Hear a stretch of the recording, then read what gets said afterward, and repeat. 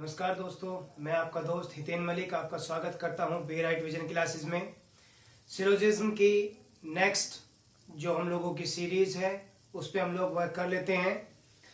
Next type हम लोगों का सम नोट और पॉसिबिलिटी रह गया है। ठीक है, तो सम नोट और पॉसिबिलिटी का जो केस है उसे हम आज लोग देख लेते हैं। दिया हुआ है सम नॉट मतलब कुछ नहीं, ये कैसे यूज होगा उसको एक बार देखते हैं हम लोग। सम नोट कुछ इस तरीके से आता है, जैसे ये दो आइडेंटिटी है, ये ए है और ये बी है, तो ये जो हिस्सा है ये तो बनेगा सम का। ये किसका बनेगा? सम का। लेकिन जो बचा हुआ हिस्सा है, इसमें नो तो कहीं लगता नहीं है, लेकिन जो बचा हुआ हिस्सा है वो बन जाता है नोट का। तो ये हिस्सा जो होगा वो होगा नोट का, और ये लिखा कुछ इस तरीके से जाएगा कि some A are not B. इसको उल्टा नहीं लिख सकते हम कि some B are not A, क्योंकि ये ए के हिस्से की बात चल रही है। ठीक है, अब अगर इसी सीरीज में मैं आपको बोलूं कि वो आपसे कह दे कि सम बी आर नॉट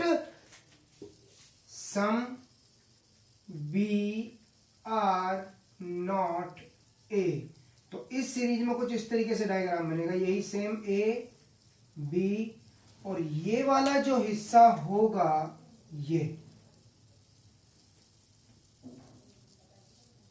ये होगा some B are not A का हिस्सा।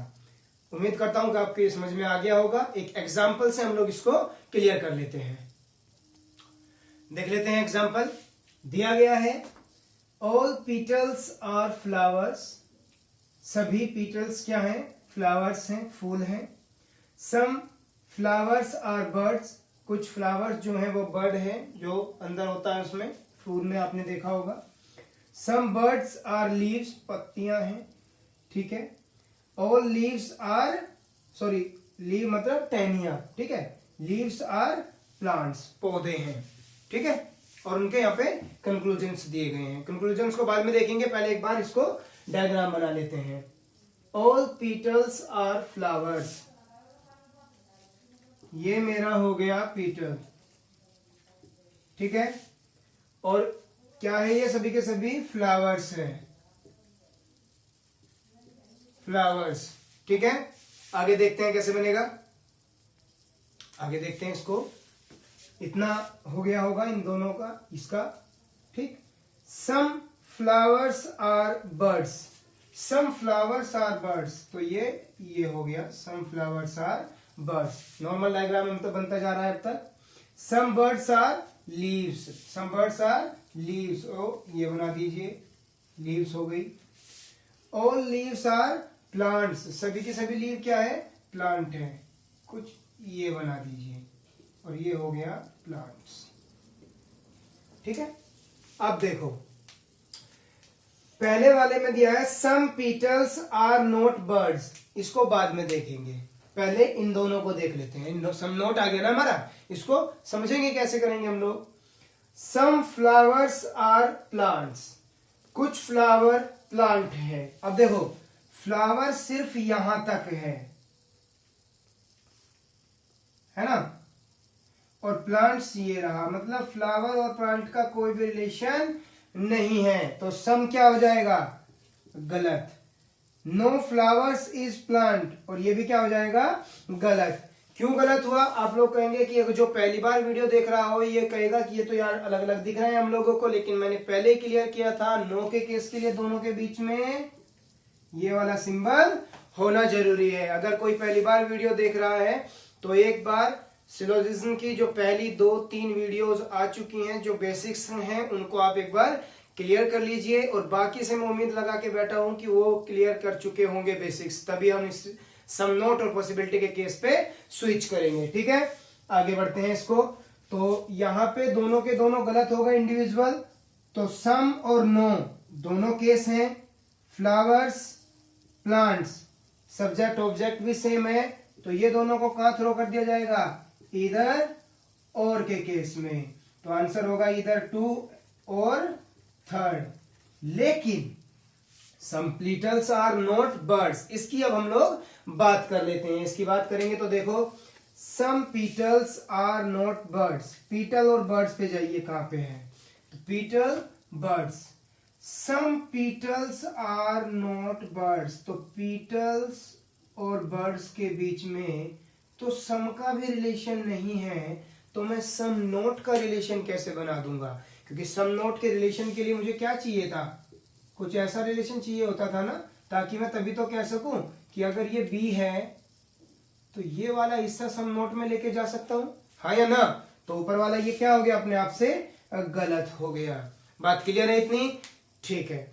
अगर ये हम लोगों को बात क्लियर है तो हमारा ये कॉन्सेप्ट अच्छे से क्लियर हो चुका है। इसी में ही हम लोग आगे करते हैं, सम नोट का एक आधा केस और कर लेते हैं ताकि और थोड़ी सी बात क्लियर हो जाए, ठीक है। देख लेते हैं हम लोग, अगला क्वेश्चन दिया है, सम एग्जाम्स आर टेस्ट, कुछ एग्जाम क्या है, टेस्ट है, ठीक है। नो एग्जाम इज क्वेश्चन, बड़े सिंपल से स्टेटमेंट हम लोगों के पास, आगे कंक्लूजन्स। पहले स्टेटमेंट से डायग्राम बना लेते हैं। सम एग्जाम्स आर टेस्ट, ये एग्जाम्स है और ये हो गया टेस्ट, ठीक, कोई प्रॉब्लम नहीं है, चल रहा है हम लोगों का। नो एग्जाम इज क्वेश्चन, कोई भी एग्जाम क्या नहीं है, क्वेश्चन नहीं है, तो ये बना नो का, ठीक है। चलिए आगे आते हैं कंक्लूजन्स पे। No question is test, question और टेस्ट के बीच में तो कोई रिलेशनशिप है ही नहीं, नहीं है तो क्या करेंगे, पहले वाला क्या हो जाएगा, गलत हो जाएगा। अब सम का केस भी नहीं है इन दोनों के बीच में, तो इधर और में भी नहीं जाएगा, है ना। बस अब आ जाते हैं सेकंड के लिए। सेकंड क्या है, some test are definitely not exam, इसने कहा है some test are definitely not exam. Definitely मतलब ये श्योरिटी दे रहा है इस चीज की, है ना, मतलब एक जोर दे रहा है, दबाव दे रहा है, ठीक है। इसे कैसे करेंगे हम लोग वो देखते हैं, ठीक है। चलिए, अगर ये डेफिनेटली ना दिया होता, सम टेस्ट आर नॉट एग्जाम, तो सिर्फ इतने की बात होती, तो ये क्या होता कि ये कुछ टेस्ट की बात कर रहा है, वो क्या है, ये कुछ टेस्ट ऐसे हैं जो एग्जाम नहीं है, हम इस बात को मान लेते हैं। लेकिन इसने जो डेफिनेटली बोला है, इसका मतलब ये है कि 1% तो एटलीस्ट होंगे ही होंगे। लेकिन एक बात बताओ, हम लोगों ने केस पढ़ा था ऑल का केस, उसमें कुछ इस तरीके से था कि अगर एग्जाम और टेस्ट की बात करूं या टेस्ट और एग्जाम की बात करूं कुछ इस तरीके से, तो इस केस में सम क्या होता था, दोनों में ट्रू होता था ना, चाहे वो इन से आउट जाए या वो आउट से इन आए, ठीक है। जिस किसी ने ये चीज नहीं अभी तक पढ़ी है वो एक बार वीडियो नंबर 1 देख लीजिए, उसमें मैंने क्लियरली ऑल का केस समझाया है आपको, इन आउट कैसे होता है, ठीक है। और उस केस में नो क्या होता था, गलत होता था। अब वहां पे एक बात और जोड़ लीजिए, मैंने वो सम नोट के लिए ही बचा के रखी थी। इस केस में सम नोट का केस भी हमेशा गलत होगा, चाहे वो इन से आउट हो या आउट से इन हो, इस बात को भी आप आगे उसमें ऐड कर लेंगे, ठीक है। अब बात करते हैं, तो ये केस ऐसा भी तो हो सकता था कि यहां पे मैं डाल दूं कुछ इस तरीके से कि ये एग्जाम है और ये टेस्ट है और इसके साथ में रिलेशन है क्यू का, नोट का, मेरा कोई भी स्टेटमेंट गलत नहीं हुआ ना। Some exams are test, some exams are test, जो कि ऑल के केस में फुलफिल होता है, और कोई भी एग्जाम क्या नहीं है, क्वेश्चन नहीं है, ठीक है। और ये भी मेरा फुलफिल हो गया, मेरी कभी भी स्टेटमेंट गलत नहीं होनी चाहिए डायग्राम को लेके, बात क्लियर है। तो यहां पे डेफिनेटली आ गया, तो इसका मतलब ये कहना चाह रहा है कि एटलीस्ट 1% तो नोट में जाएगा ही जाएगा, जबकि ऐसा पॉसिबल नहीं है। तो यहाँ पे ये वाला आंसर भी क्या हो जाएगा, कंक्लूजन गलत हो जाएगा, ठीक है। आई होप कि आपको ये बात भी क्लियर हो गई होगी। अब एक बार दोस्तों हम लोग देख लेते हैं पॉसिबिलिटी का केस। पॉसिबिलिटी का केस इसी तरीके से डायग्राम चेंज केस होता है जैसे अभी अभी हम लोगों ने पिछले एग्जाम्पल में किया था, ठीक है।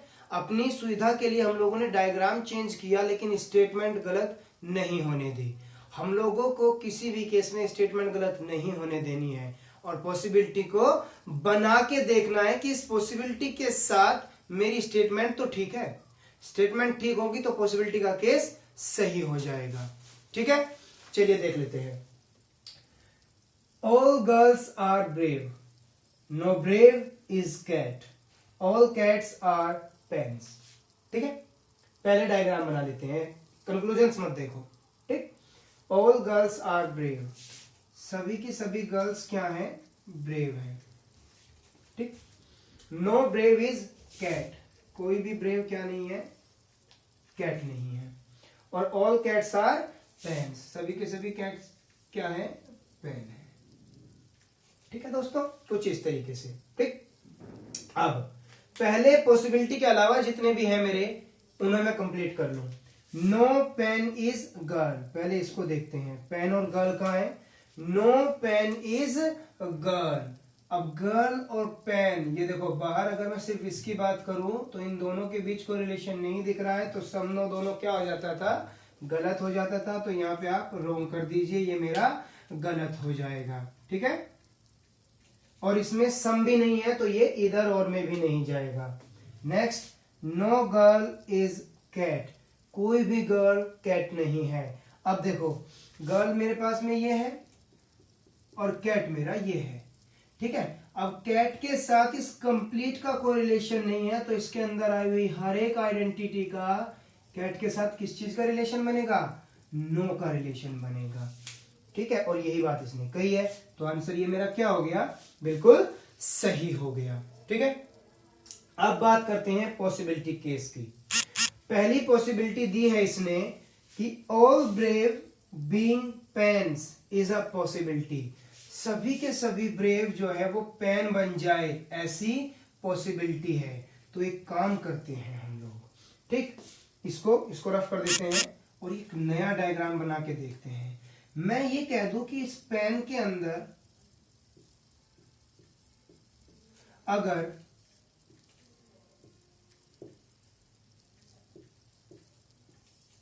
ये diagram as it is vary कर जाए तो मेरा स्टेटमेंट क्या गलत हो जाएंगे।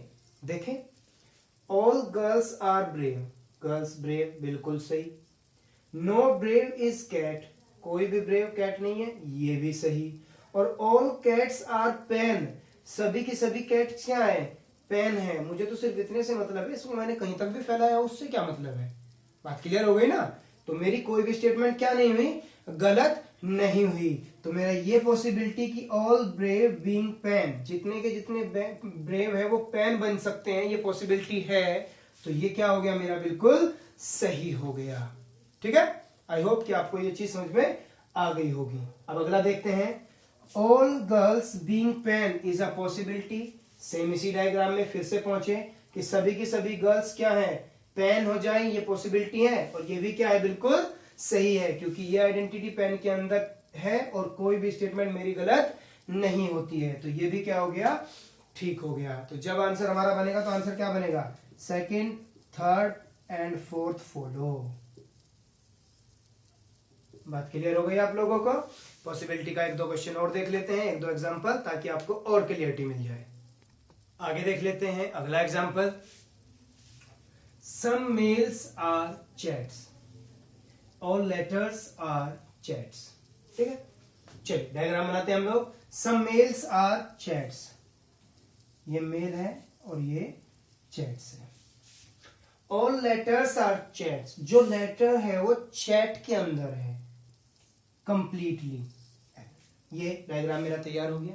ठीक है, all males being letters is a possibility, इसको बाद में देखेंगे, पहले बाकी को देखते हैं।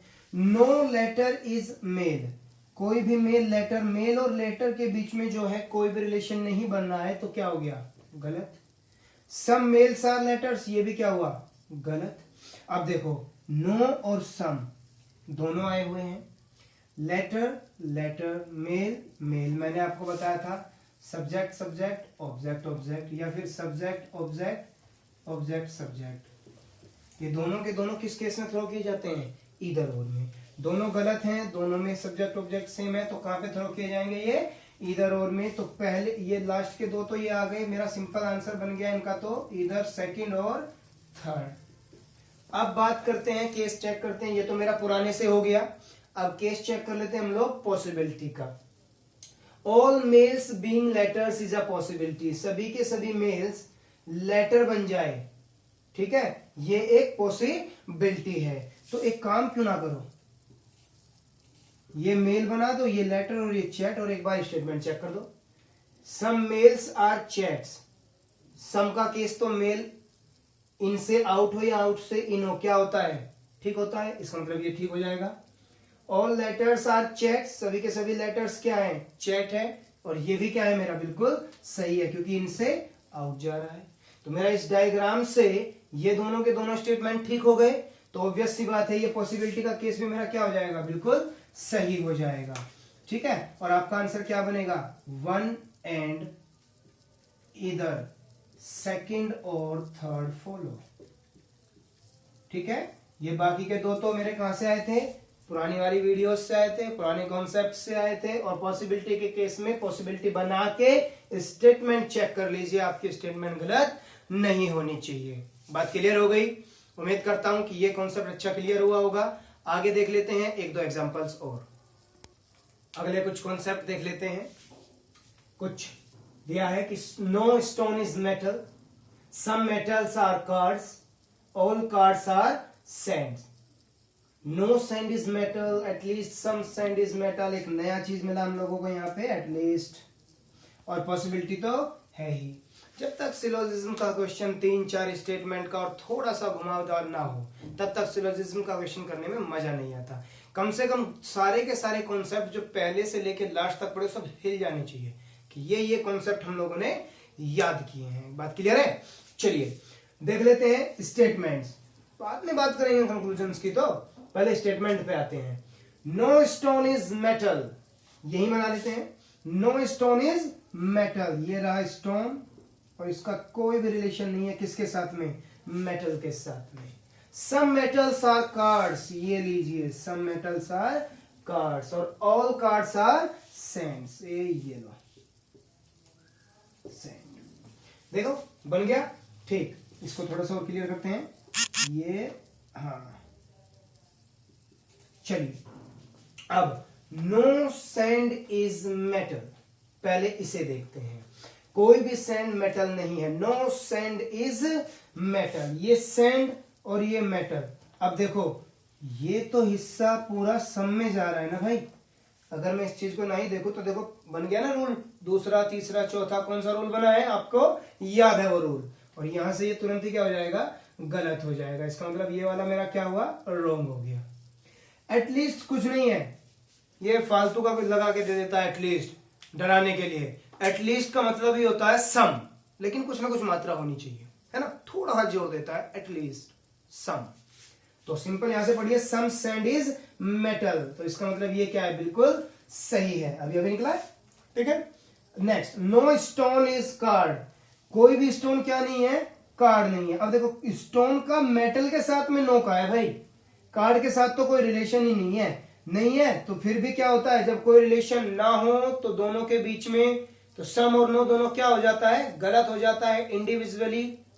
रूल नंबर 2, दोनों के दोनों मौजूद नहीं है तो इधर और नहीं कर सकता। अब तक सिर्फ एक स्टेटमेंट सही। अब बात कर लेते हैं पॉसिबिलिटी। पॉसिबिलिटी कह रहा है all stone being sand is a possibility, कि सभी के सभी स्टोन क्या बन जाए, सैंड बन जाए, और ये पॉसिबिलिटी। तो एक काम करो, सैंड बना दो बड़ा सा, ये रहा मेरा सैंड, इस सैंड के अंदर ही होना चाहिए मेरा कार्ड, हो गया, और इस कार्ड के साथ में होना चाहिए मेटल, और मेटल के साथ में कोई भी रिलेशन में ना हो ये स्टोन। तो दोस्तों ये कंप्लीट मेरा देखो, नो स्टोन इज मेटल, पहला स्टेटमेंट बिल्कुल सही हो गया। सम मेटल्स आर कार्ड्स, ये भी सही हो गया, और ऑल कार्ड्स आर सैंड, ये भी सही हो गया। मेरे इस डायग्राम से तीनों स्टेटमेंट ठीक है, और ये बात भी पॉसिबिलिटी की क्या हो गई, बिल्कुल सही हो गई। तो पॉसिबिलिटी क्या है, बिल्कुल सही है। आंसर क्या बनेगा, सेकंड एंड थर्ड फॉलो। उम्मीद करता हूं कि आपको ये कॉन्सेप्ट अच्छे से समझ में आ गया होगा। दोस्तों पॉसिबिलिटी और सम नोट का केस भी हम लोगों ने सीख लिया। अब बारी आती है बस थोड़े एग्जाम्पल्स की। अब एक और वीडियो में एग्जाम्पल्स की क्रिएट करूंगा, उसमें पहले से लेके लास्ट रूल तक सभी अच्छे लेवल के क्वेश्चंस, क्योंकि एक मॉडरेट लेवल हम कर चुके हैं पीछे, एक अच्छे लेवल के क्वेश्चंस जो थोड़ा सा हम लोगों को और अच्छे खासे पैटर्न हो, या तो किसी ईयर के आईबीपीएस बैंक या किसी भी एसबीआई वगैरह पीओ वगैरह की किसी के भी लेवल के मैं क्वेश्चन या फिर किसी पेपर से मैं लेके उनको मैं आपको प्रोवाइड करा दूंगा, ताकि ये क्या हो जाए, हम लोगों के हर कॉन्सेप्ट क्लियर हो जाए। इस वीडियो में आप लोगों ने पॉसिबिलिटी और समनोट का केस सीख ही लिया है। अगर किसी को कोई भी डाउट होता है तो आप मुझे मेरी ईमेल आईडी malikhiten81@gmail.com पे मेल कर सकते हैं। मैं रिप्लाई जरूर करता हूं। मेरे कुछ फ्रेंड्स मेल करते हैं, क्वेश्चंस पूछते हैं, मैं उनका रिप्लाई जरूर देता हूं। facebook.com/BRightVision क्लासेस पे मेरा फेसबुक पे पेज है, आप उस पर भी कर सकते हैं। वहां से आपको वीडियोस के लिंक मिल जाएंगे जिससे आप डायरेक्टली वीडियोस पे पहुंच सकते हो। आप मेरे चैनल को जो यूट्यूब पे जहां पे आप वीडियो देख रहे हैं, नीचे रेड बटन होगा, उसको सब्सक्राइब कर सकते हो, ताकि अगली आने वाली हर एक वीडियो आपको मिलती रहे, नोटिफिकेशन मिलती रहे। हम लोग सिलोजिज्म नए पैटर्न का जो आजकल एग्जाम्स में पूछा जा रहा है बैंक वगैरह में, उसकी भी एक वीडियो में जनरेट करूंगा। मैं क्वेश्चंस कलेक्ट कर रहा हूं ताकि मुझे क्वेश्चंस मिल जाए पेपर से, वो क्या कंबाइन होके मैं आपको प्रोवाइड करा दूंगा। जो नया लेवल का पैटर्न पूछा जा रहा है उसमें क्या कर रहा है, वो कंक्लूजन्स देके स्टेटमेंट पूछने लगा है, ठीक है, हम उसको भी कैरी कर लेंगे। ठीक, इसी के साथ कोडिंग डिकोडिंग के जो नए पैटर्न्स आ रहे हैं, हमने उस पर भी 2 वीडियोस डाल दी हैं, आप उनको भी एक बार चेक कर सकते हैं। वे भी नए पैटर्न्स जरूरी है हम लोगों के लिए। ठीक है दोस्तों, उम्मीद करता हूं कि आपको वीडियो अच्छा लगा होगा। कोई भी डाउट अगर होता है तो कमेंट सेक्शन में आप उस डाउट को डाल सकते हो और किसी भी प्रकार की क्वेरी को पूछ सकते हो। ठीक है दोस्तों, सीखते रहिए। Thank you very much, all the best.